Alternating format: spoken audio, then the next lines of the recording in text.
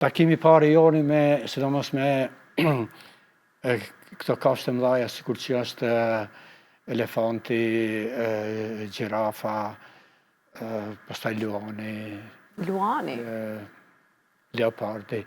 Këto kanë qenë ato, të thonë, hera e parë kur takon një kafshë tillë që e ke pa vetëm në televizor, ose në kopë zoologjik, me thonë drejtën u asë në kopë zoologjik. Pa ndjenje, sa ishte largësia që u kujdeset se ata kishit? Nuk është e largë, për shkak se ato bëhen zakonisht me makina gjipa, që themina, dhe jenë mrenda, edhe ata kafshë janë mësu, për shkak se kalojnë pa ndërprej makina me turist, dhe ata nuk e ignorojnë praktikisht makinën.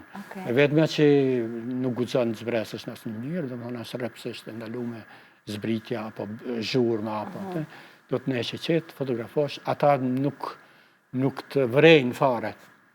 Interesante. Edhe e ki mundësin me fotografi. Po, është edhe ajo gjithmonë që nuk e gjenë në atë vendin optimal, ose nuk qëllon atë moment që ti kalate.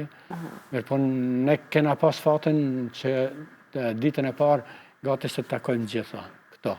Pastaj zogj të vegjël me ngjyrat nga më të veçantit në botë, sa me fat t'i shohesh nga afër, po akoma edhe për ne që si shohim nga afër, shumë me fat t'i shohim përmes asaj që ju keni dokumentuar nga fotografit. Disa prej tyre i kemi vazhdimisht duke na u shfaq. Kur mora dje kontaktin, provova pak të bëj një përzgjedhje kështu shpejt, them disa nga udhëtimet, po ka dhe disa fotografi që janë bërë edhe në vendet tona, sigur Kosovë, Shqipëri, sigur për shembull ke Blet Ngranci, në afërsitë të Shëngjinit. Pastaj pelikanën në liçenin e Shkodrës, flamingot në kriporen e Ulqinit. Kështu që një mix pak. Nga të gjitha prej vendeve ku ke qenë.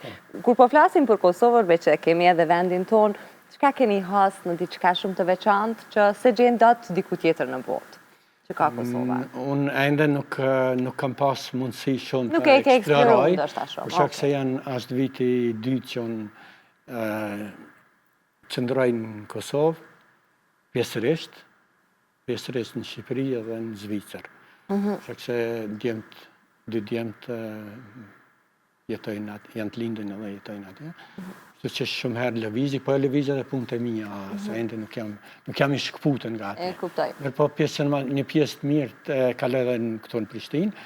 Pastaj kam fillu të krijoj një rreth të fotografe dhe miqve tjerë, të cilët janë pashtu të interesu. E me një pjesë tyne bajmë udhëtime kështu edhe në Kosovë, kam